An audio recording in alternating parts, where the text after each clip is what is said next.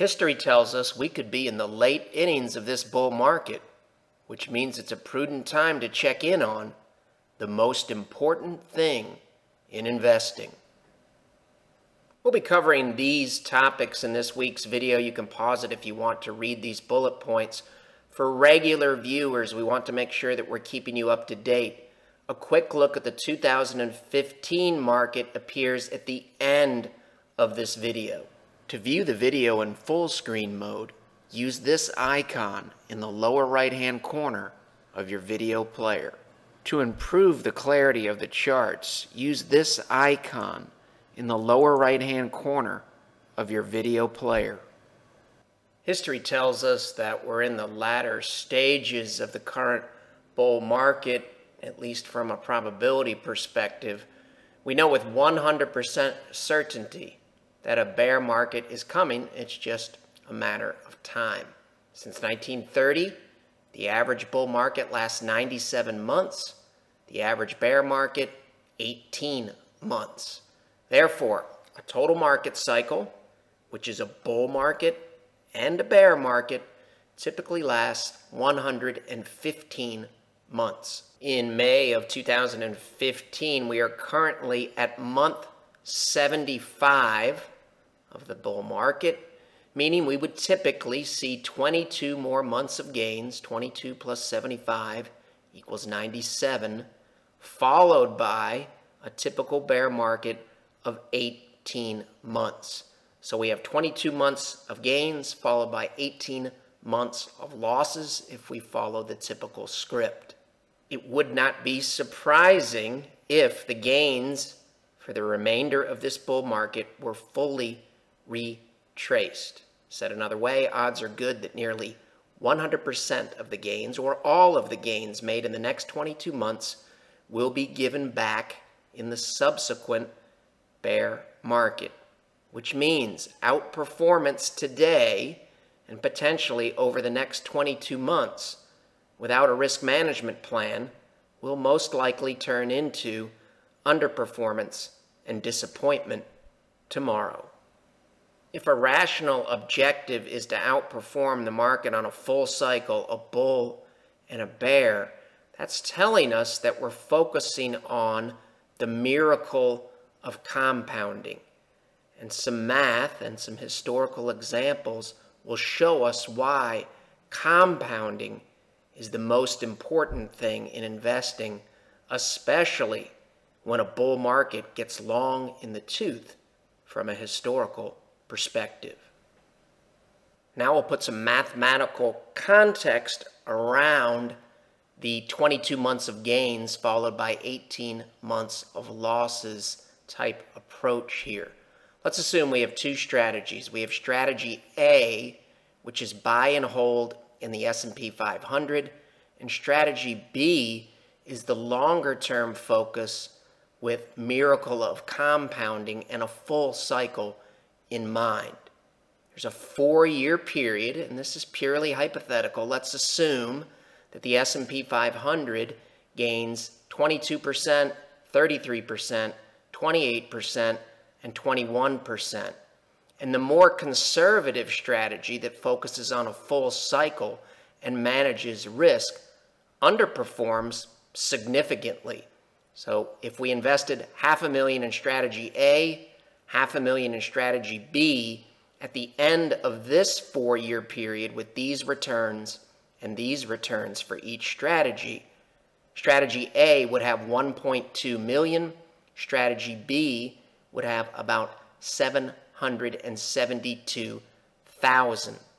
A reasonable comment might be, your trading costs and trading losses in your risk management strategy are hurting returns. And that would be accurate in some markets, especially in the latter stages of a bull market when the market becomes indecisive. Your trading costs and indecisiveness make it more difficult to produce here when you're managing risk.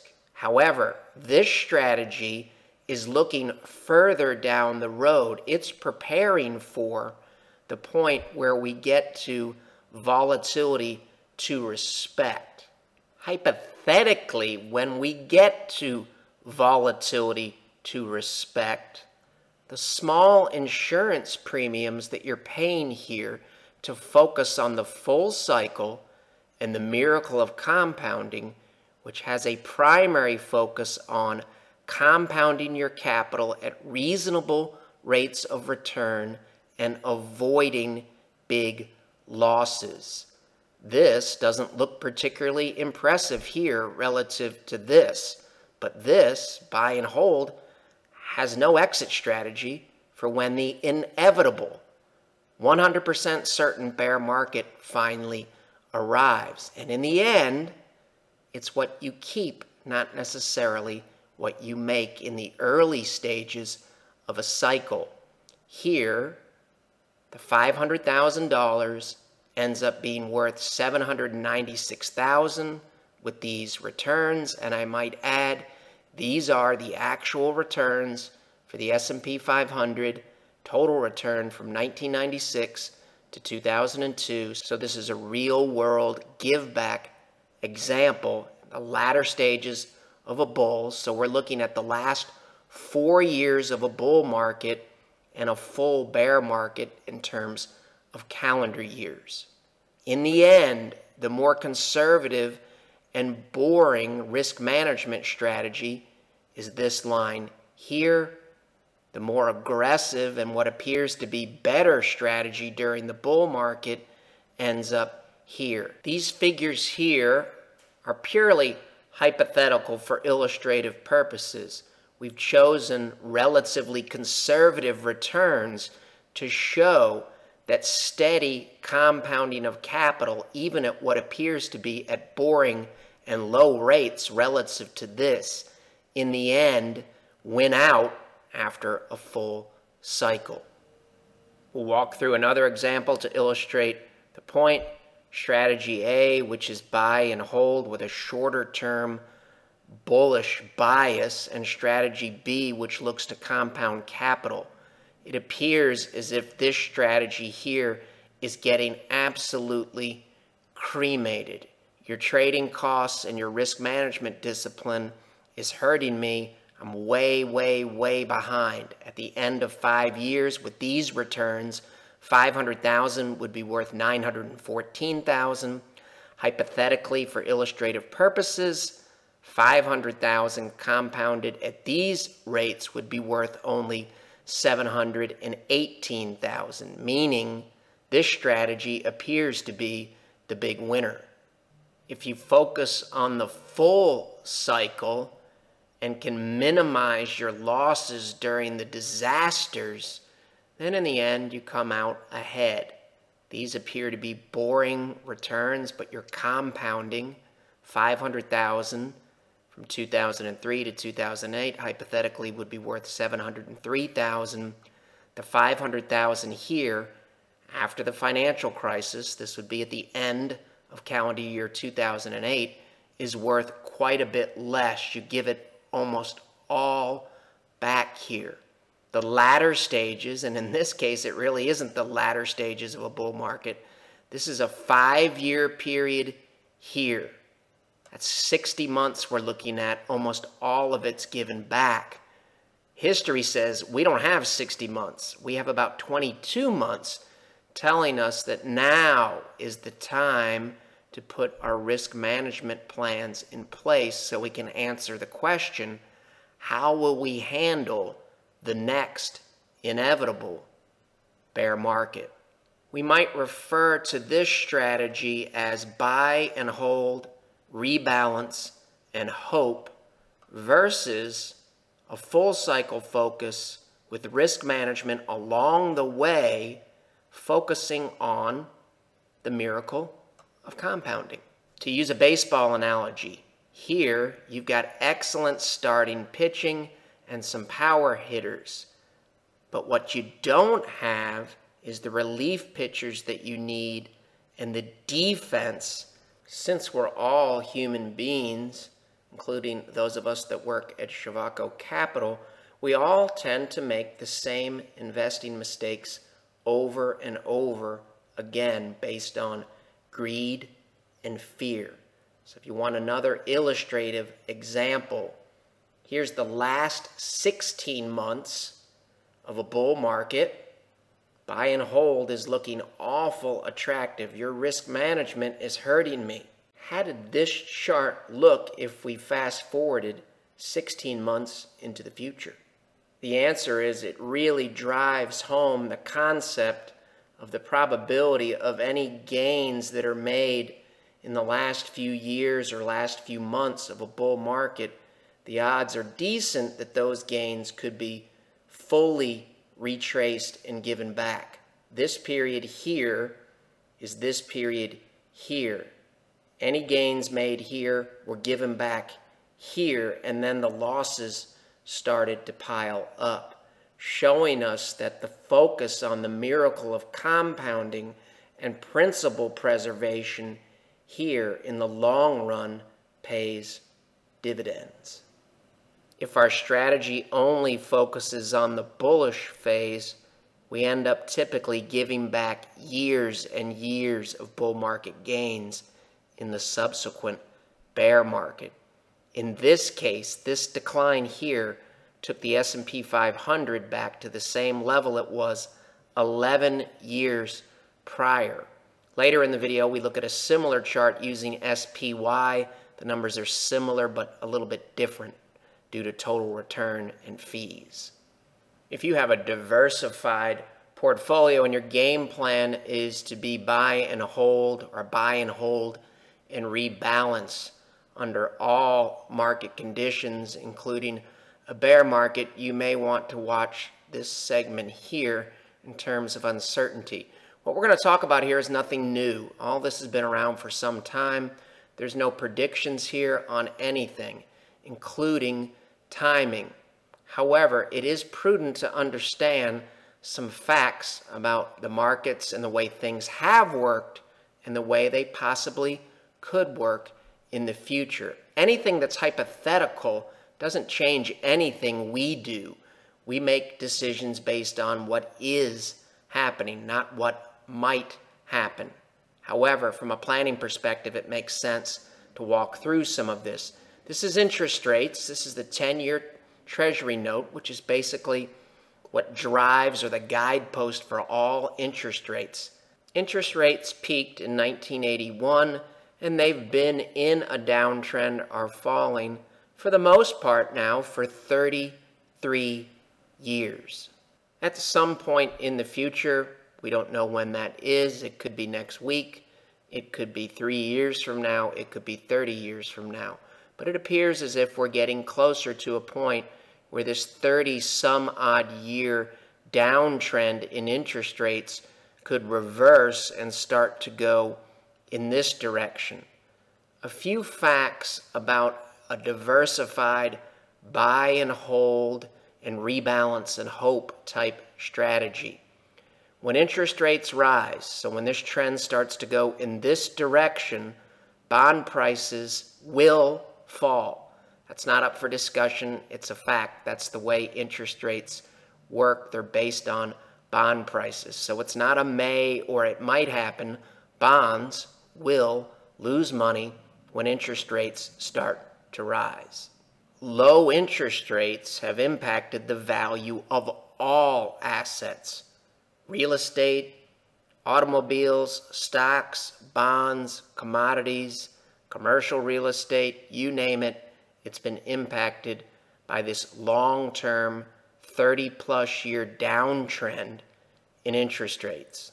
Therefore, everything that we know about investing that's taken place since 1981 could be turned upside down if this long-term trend reverses. The next point is the really, really important one for buy and hold and rebalance and hope, where you use multiple ETFs or multiple mutual funds and basically keep an allocation going forward. Anything that pays a dividend or anything that is yield-oriented, those investments have bond-like qualities and they will be adversely impacted by rising interest rates. That means everything that we know about utilities, blue chips, large caps, REITs, preferred stocks, high-yield bonds, high-yield stocks, etc. Everything that we know about them between 1981 and 2015 could become somewhat irrelevant if this trend changes. Remember, they have bond-like qualities. Thus, when interest rates rise, bond prices fall, there's going to be a negative impact on anything that produces yield, which could negatively impact any expectations about what a diversified portfolio might do going forward based on the expectation of what it did looking backward. The key takeaway, just as low interest rates have impacted the value of all assets since 1981, rising interest rates will impact the value of all assets when this trend inevitably reverses at some point in the future. Again, no predictions or doom and gloom here. We're just stating the facts from a contingency planning perspective. A comment was made by David Stockman about the distortion caused by a 30-year plus downtrend in interest rates, and that comment was made this week. To put some historical context around this trend, this is a longer-term look of 10-year yields. This chart can have a trend that goes in the opposite direction. Said another way, while we haven't seen it for some time, interest rates can rise instead of fall. If we're not making forecasts here, why do we look at this? Playing the what-if game. What if interest rates rise? How will I handle the next bear market? How will I handle a 30-year uptrend in interest rates? We want to be able to answer those questions. Why? Contingency planning is prudent and helpful. Playing the what-if game with your current allocation is harmful. What do I mean by that? My current allocation should not be impacted by the fear that interest rates may rise. If you're a client, how would we handle all this? The data, this chart, and all the charts that we use will begin to reflect incremental changes. Just as we changed from an uptrend to a downtrend in interest rates and we could see an incremental change, we will see incremental changes where this chart will move from a clear downtrend to a probabilistic uptrend in the early stages and then an uptrend. So the what-if game is very helpful to answer how will I handle this type questions. It's not particularly helpful if you look at it and say how should I be currently allocated based on what if or fear. If you want to see some specific numerical examples of how a well-intentioned and well-thought-out diversified portfolio can end up providing what's known as false diversification, so the downsides of buy and hold and rebalance and hope, you can Google any of this text here, and there are two different articles. One of them was written a year before the October 2007 peak, and this article here contained this somewhat ominous quote. Every great mistake has a halfway moment, a split second when it can be recalled and perhaps remedied. The objective here is not to fearmonger. In fact, it's just the opposite. It's to say, in May of 2015, everything still looks pretty good. We should still have time when stress is low to check and see how our plan looks. Yours may be fine when you check it out. There are numerous ways to approach the markets, and there are numerous ways to skin the risk management cat. Our way is one of many ways, and by no means are we trying to imply it's the only way. You may say, Chris, you always show us these charts, but these are very specific circumstances. History says otherwise. This decline that began in 1968 didn't stop until portfolios had lost almost 36% of their value. The early 1960s also saw a 27% loss in stocks. In the 70s, the Dow plunged almost 27%. In the 1930s, we almost hit the 50% barrier. This decline in the Dow hit the 45% mark before stocks reversed.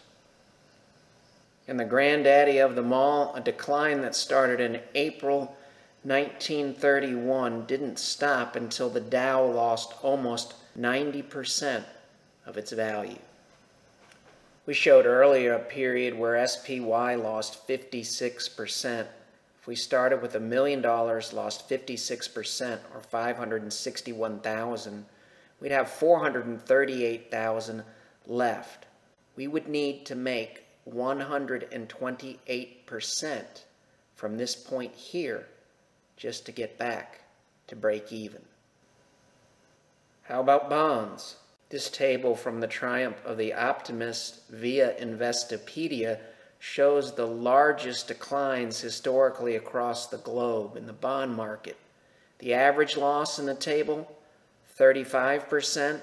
The median loss in bonds, 32%. We want to keep regular viewers up to date, so shifting gears back to 2015, this is what fear looks like. Price below both moving averages, blue below red, and the slopes of both are down. This is what confidence looks like in early 2009. Prices above both moving averages, blue is above red, and the slopes of both are up, telling us that the probability of good things happening in the stock market is higher here than it was here or here. How does the present day look? It looks more like a full-bore bullish look with price above the moving averages, and blue is above red, and the slopes of both are up.